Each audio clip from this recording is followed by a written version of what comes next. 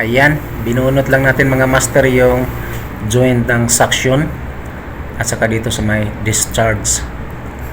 Hininang na rin natin yung leak dito sa may condenser coil sa may taas na portion.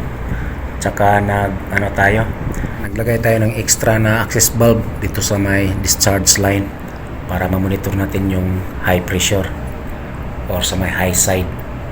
Tapos saglit lang to dahil tanggalin lang natin to. Parehas lang naman yung compressor para salpak lang din yung suction at saka discharge. Okay?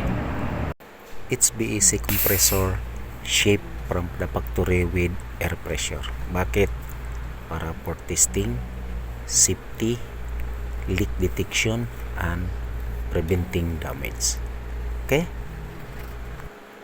Sira na naman. Ayan o. So ito yung kakabit natin bago. Baka isang buwan lang din to. Sira na naman to uli. So panay palit na lang tayo dito. Hish! Mabilisang linis muna mga master. Dahil nag high pressure na. Last year pa to mula nung binaba. Ayan o. Ang dumi. So ganun lang muna. Importante hindi mag high pressure. Ang dumi na o.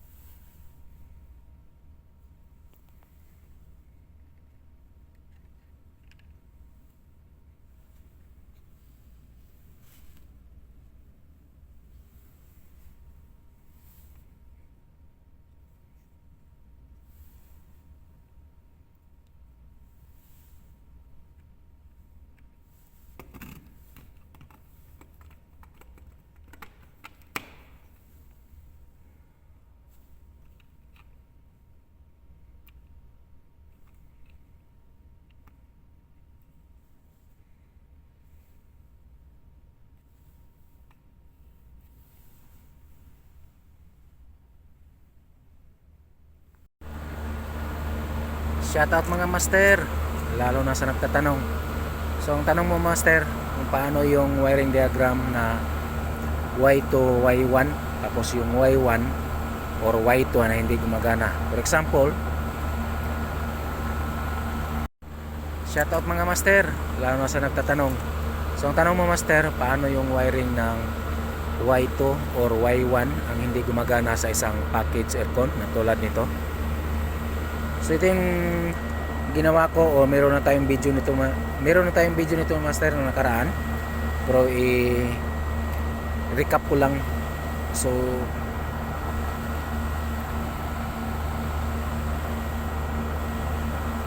meron na tayong video nito nakaraan master kung paano ito ginawa.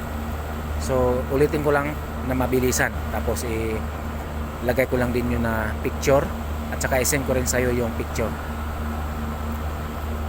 Balik out mabilisan para maintindihan mo, tapos ilagay ko rin yung picture ng wiring connection kung paano ko ginawa para mas maintindihan mo. So ito yung hindi gumagana master dahil may problema yung Y1 yung supply nito galing dito sa dilaw na to. Okay? Pero itong klase na to mga master, naka lockout yan Kaya yung low pressure switch, high pressure switch, direct yan dito sa may PCB. Tapos yung dilaw na yan, diretso na yan dito sa may contactor. Dahil may lockout itong PCB. Iwala yung supply ng low pressure switch, high pressure switch, diretso sa may PCB. So ngayon, ang gawin mo nga master, ang ginawa ko mga master, kumuha ko ng ang gawin mo master, kukuha ka lang ng 24 volts tulad nito Tapos tulad nito, ito siya master, diretso na dito sa may iwan ng relay. Tapos itong 24 volts dinaan mo natin sa low pressure switch, high pressure switch, thermal protector ng compressor, at saka overload switch or relay. Overload relay, overload switch, overload relay ng circuit breaker. Tsaka natin dinaan dito sa may tsaka diretso dito sa may time delay. Okay? Tapos yung time delay na load diretso sa may relay ng magnetic contactor number 1. Okay? Para mag-energize siya. Okay? So ganun lang mga master. I-insert ko yung picture or wiring diagram na ginawa ko master para makita mo kung paano ko ginawa. Para safety pa rin yung compressor number 1 dahil siniris natin dun sa safety device ng unit o sa system niya. Okay? Low pressure switch, high pressure switch, at saka thermal protector ng compressor. Okay? So i-insert ko yung picture ng insert ko yung picture ng wiring connection kung paano ko ito ginawa mga master. Okay? Shoutout mga master. Wala nga sa nagtatanong. So yung tanong mo mga master, meron na tayong video niyan nakaraan. So ito yon. So yung Y1 or Y2 kahit saan dyan kung hindi gumagana, paano natin may rewiring para mapa-energize natin yung hindi gumagana. Tulad nito mga master, Y1 ang may problema. So ang ginawa ko mga master, kumuha lang tayo ng linya dito sa supply ng Y2. Tapos diretso na dito. So meron na tayong video niyan mga master. Tapos yung isang supply 24 volts dinaan natin sa low pressure switch, high pressure switch, overload protector ng compressor, tsaka diretso na dito. Tapos yung time delay na load diretso na sa relay na E2. Tapos yung relay na ito na yung magpa-energize nitong contactor para mag-start yung compressor number 1. Okay? So i-insert ko yung picture master kung paano ko ginawa ito, yung wiring diagram kung paano ko to ginawa ito para mas lalo mong maintindihan. Okay? Thank you master at ingat lagi sa trabaho.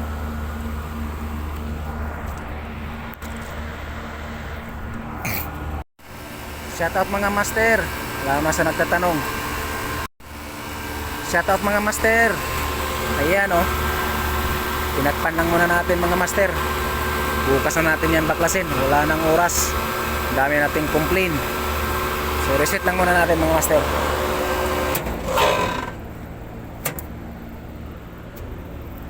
So ito yung sagot sa nag-comment. Ito siya. So ito yung sagot mo master kung bakit hindi ko binaklas yung window aircon. Di ba? So ayan oh. Itong unit na to master or itong CFM na to. Ito sa ilalim. Ayan oh. Kailangan palitan ng bearing yan. So tinakpan ko lang ng plywood para hindi mag high pressure yung unit kahit isang pan motor lang yung gumagana. So ganun eh. So ito yung sagot sa comment mo kung bakit hindi ko binaklas yung window aircon. Kapag maintenance ka mga master, kailangan mong gamitan talaga ng kailangan mo talagang gamitan ng pinagbabawal na technique. Tulad nito, hindi to dapat dahil mag high pressure yung unit. So ginawa ko, isa lang yung pan motor na pinagana, tapos isang compressor yung pinagana. Okay?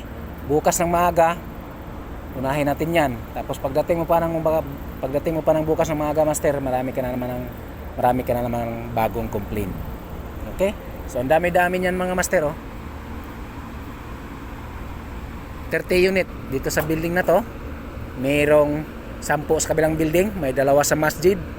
Mayroon pa dyan sa mga RO, split window, tapos exhaust fan. Ayan oh. O di ba? Mag-isa lang ako mga master.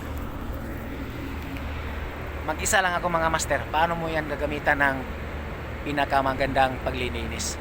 Hindi yan. Dito sa ibang bansa mga master, pag maintenance ka, gamitan mo talaga ng pinagbabawal na technique. Pag ayusin mo talaga, baka 2 o 3 unit lang matatapos mo isang araw. Isang araw master, 20 hanggang 30 yung job order mo. Okay? Dahil itong mga package na to mga master, tatlong building to. Sa kabila mayroong dalawang building. Tatlong palapag itong building na to. Tapos may complaint pa sa mga opisina. Alangan namang hindi mo puntahan. Hindi yan. Kailangan mo talaga master gamitan ng pinagbabawal na technique. Shoutout mga master, lalo na sa nagko-comment. So ito yung sagot mo master, oh. Ayan, oh. Pinagbabawal na technique na naman yan mga master. Or master. Dahil ang comment mo, bakit hindi ko binaklas yung window aircon na nilinis ko kahapon? Pinagbabawal na technique na naman yan master. So yan yung sagot dun sa comment mo na bakit hindi ko binaklas yung window aircon na nilinis ko kahapon. So tingnan mo master, oh. Mayroon pang CPM yan sa ilalim. Kailangan mapalitan niya ng bearing. So dahil nga marami tayong job order every day, 20 hanggang 30. Okay, isipin mo master. Kaya ginamitan na naman natin ang pinagbabawal ng technique. Sinitch off ko yung isang compressor lang pinagana, isang CFM lang para hindi mag high pressure. Okay? Bukas ng maaga ko naman yan titirahin. So yan yung sagot bakit hindi ko binaklas yung window aircon. Babaklasin mo master. Ha? Babaklasin mo sa isang araw, meron kang job order na 20 mahigit.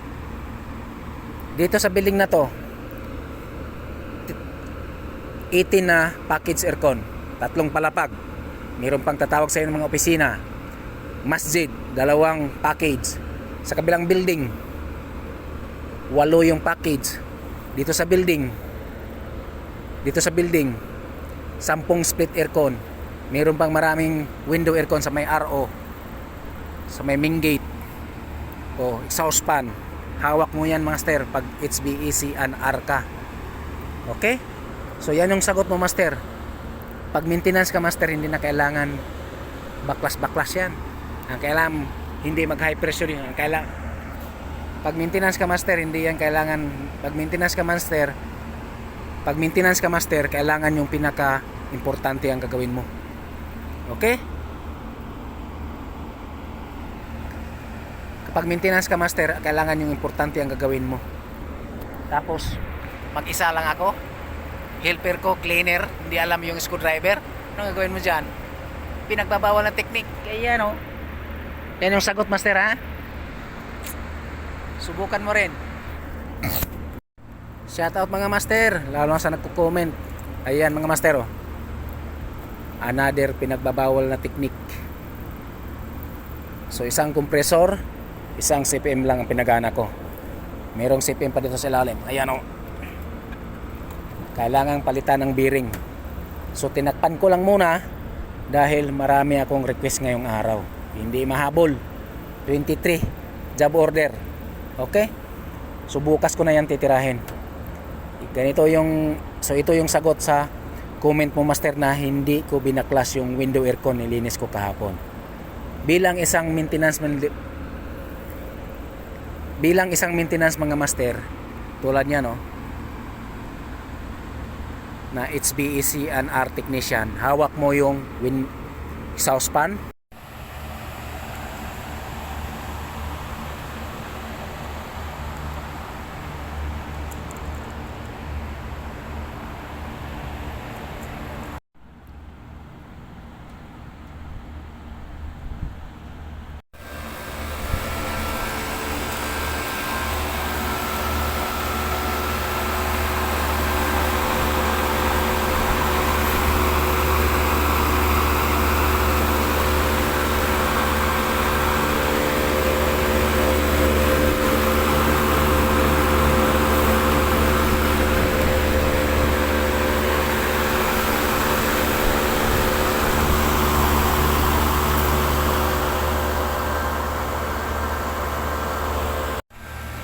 Shoutout master, lalo na sa nagko-comment. So ito yung sagot sa comment mo. Ayan, oh. Pinagbabawal na technique na naman to. Reset lang natin para marinig nyo. So ito master, tinakpan ko ng plywood yung isang CFM. Dahil nga papalitan din natin ang sira din yung bearing yan. So pinagbabawal na technique na naman yan mga master. Isang compressor lang yung pinagana ko at saka isang CFM para hindi mag high pressure. Pinagpan ko ng plywood yung isang CFM dahil hindi na mahabol. Okay? So ito yung sagot master sa tanong mo bakit hindi ko binaklas yung naglinis ako ng window aircon. Naglinis ako ng window aircon. Dahil pa master, pag dito sa ibang bansa master, pag bilang isang HVAC ANR technician maintenance ka, kailangan mo talaga ng pinagbabawal na technique tulad niya, no. At saka tulad ng maglinis ng window aircon. Sa dami-dami pa naman yan master, oh. 28 itong building na to. Sa kabilang building 10, sa masjid 2, meron tayong 2 chiller, may mga split aircon, window aircon sa may RO, exhaust fan, tapos pressurizer, tapos fire fan 6, tapos fire fan, exhaust fan 20, exhaust fan 20, tapos exhaust fan, fire fan, tapos meron pang complaint sa mga opisina, refrigerator, lahat mga master. Tapos meron pang complaint sa mga opisina, lahat master. Tapos mag-isa lang akong technician. Yung helper ko, cleaner, hindi alam yung screwdriver, plier, pero ngayon alam na rin. Pero ngayon medyo alam na rin ng konti. Yan ang dahilan kung bakit hindi ko binaklas master. Sumubok kang mag-maintenance sa isang araw, 20 hanggang 30 yung job order mo. Tapos may problema pa yung mga unit mo. Backlash ka? Wala. Pag dito sa ibang bansa mga master, pag building maintenance ka, pag binabaklas mo yung unit mo, okay yun, maganda yun. Pero pag dito, basta gumagana yung unit master, basta walang complaint, hayaan mo yan. Unahin mo yung job order.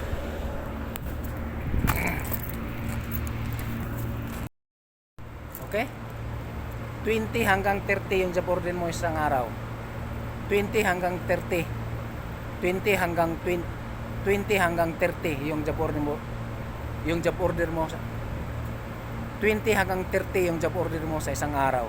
Paano matapos yan kung baklasin mo? Ayan nga, oh. Nilagyan ko ng plywood dahil hindi na mahabol. Gutom na. Dito sa ibang bansa master, pag building maintenance ka, kontrata ang tapusin mo. Hindi pwedeng pasikat-sikat ka. Kailangan mabilis mo matapos yung trabaho mo, ayos yung technician ka. Pero pag okay yung trabaho mo tapos hindi mo matapos yung job order mo, mapik-wise ka dito. Kaya kailangan mo dito master, pinagbabawal ang technique tulad ng mga ginagawa ko. Di ba? Di ba? Ganun lang, yan ang sagot sa comment mo. Ganun lang, yan ang sagot sa comment mo. Mag-try ka rin. Shoutout mga master. Ayan, oh. Pinagpan lang muna natin mga master. Bukas na natin yan baklasin. Wala nang oras. Ang dami nating complain. So reset lang muna natin mga master.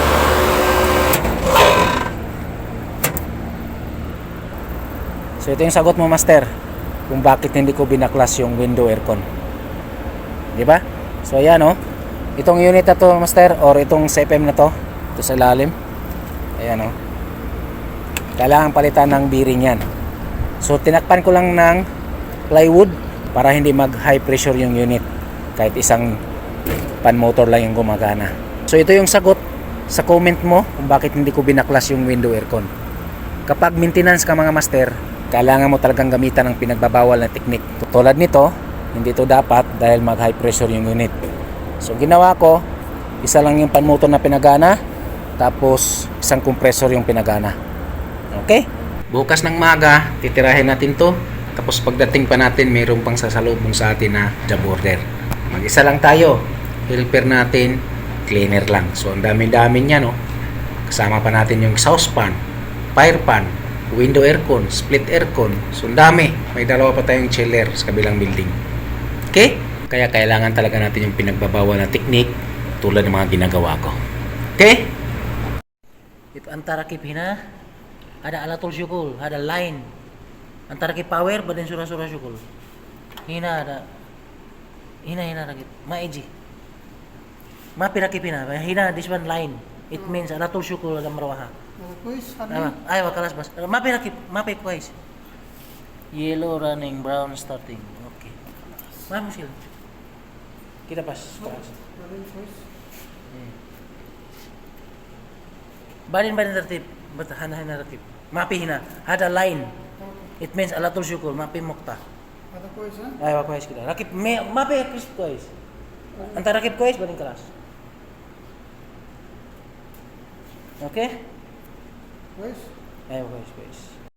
Pwede, pero may epekto. Lalo na pag hindi ka marunong maglagay ng rubber dito sa paa na pinutol natin.